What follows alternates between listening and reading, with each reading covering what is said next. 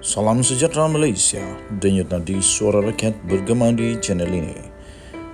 Jangan lupa tekan butang subscribe, like dan share. Malaysia kita punya, cintai Malaysiaku, kita jaga kita.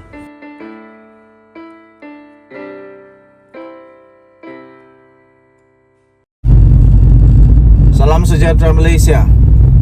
Rupanya teruk sangat kerajaan sebelum ini.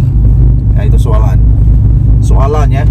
Rupa-rupanya teruk sangatkah kerajaan sebelum ini pimpinan pimpinan Tan Sri Mahyadin Mak Yassin?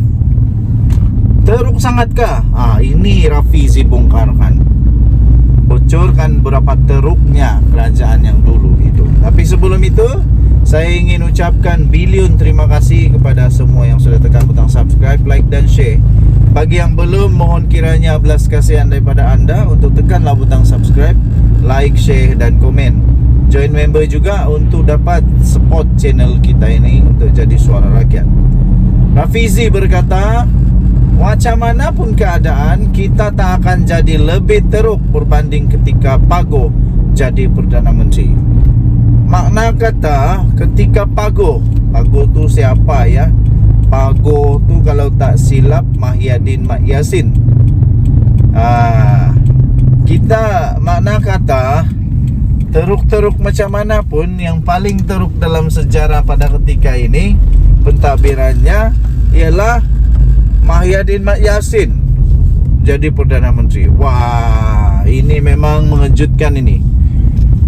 Menteri Ekonomi iaitu Rafizi Ramli menyindir Muhyiddin Yassin hari ini dengan berkata pencapaian kerajaan sekarang tidak akan menjadi lebih buruk daripada ketika ahli Parlimen Pago itu mentadbir negara Malaysia.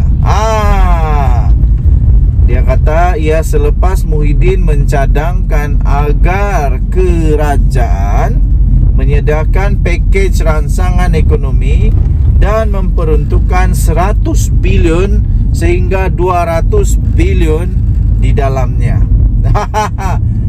Pakej rangsangan apa lagi pula ni? Okey, saya fikir apa yang disebut oleh Mahyadin Mak Yassin ini ada betulnya juga.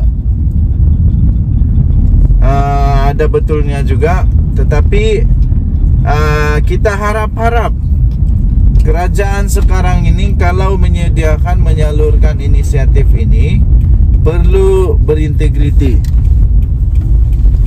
Haruslah. Okey. Perlu berintegriti, jangan pula meniru jana wibawa. Okey.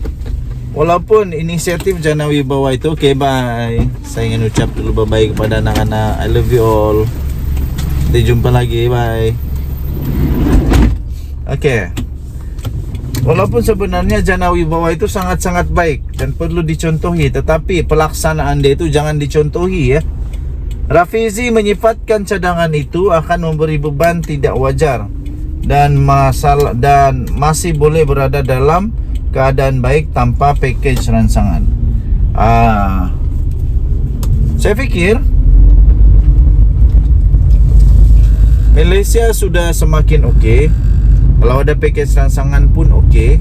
Kalau tiada pakej rangsangan pun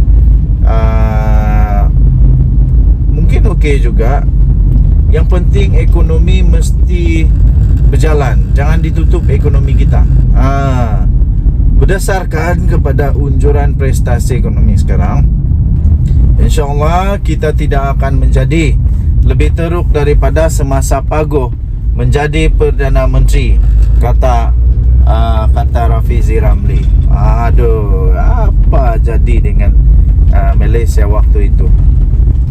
Katanya kalau contohnya kementerian mengambil hutang sehingga 100 bilion ke 200 bilion seperti yang disebut oleh Pago, kita mengambil hutang dalam suasana kadar faedah antarabangsa lebih tinggi sehingga 40 bilion setiap tahun semata-mata hanya untuk membayar hutang, katanya.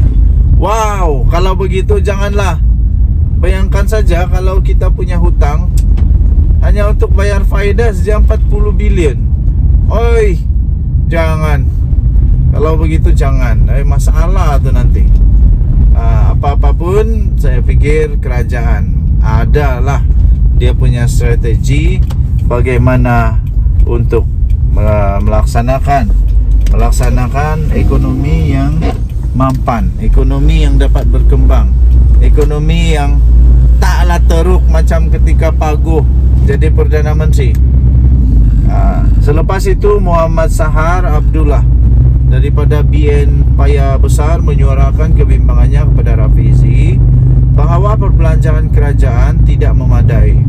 Rafizi kemudian menegaskan bahawa belanjawan 2023 adalah belanjawan terbesar dalam sejarah Malaysia negara. Maksudnya kerajaan telah berbelanja. Tidak timbul soal kerajaan tidak berbelanja. Yang penting ialah kerajaan berbelanja secara berhemah dan dapat nilai yang terbaik. Bukannya berbelanja dengan hutang secara buta, kata Rafizi. Saya setuju. Jangan duk belanja saja dengan berhutang. Tapi biarlah berbelanja dengan berhemah, dengan bijak. Belajar dari kesilapan yang dulu. Kerajaan akan terus berbelanja besar, tetapi tidak semata-mata untuk mendapat sokongan rakyat. Mengambil hutang besar supaya Perdana Menteri nampak popular, katanya. Rafizi berkata kerajaan akan berbelanja untuk mengatasi defisit fiskal pada tahap bahaya yang akan turut memberi kesan kepada hutang yang akan diambil kerajaan di masa akan datang. Dia berkata jika kerajaan tersasar daripada sasaran defisitnya, ia bermakna penarafan hutang adalah lebih tinggi. Okey juga cadangan daripada Mahyadin Mak Yassin itu, iaitu 100 bilion itu, 200 bilion. Tetapi tidak bolehlah dilaksanakan dengan hanya membabi buta tanpa membuat kajian dulu. Terutama kalau betul Rafizi kata kita perlu bayar lebih 40 bilion faedah, saya fikir tak relevan lah. Bahaya tu. 40 bilion itu kalau diberi kepada rakyat, banyak itu. Banyak betul. Kalau diberi kepada negeri Sabah, itu akan dapat membantu pembangunan di Sabah dengan luar biasa. Daripada membayar faedah, lebih baik tahan hati dulu.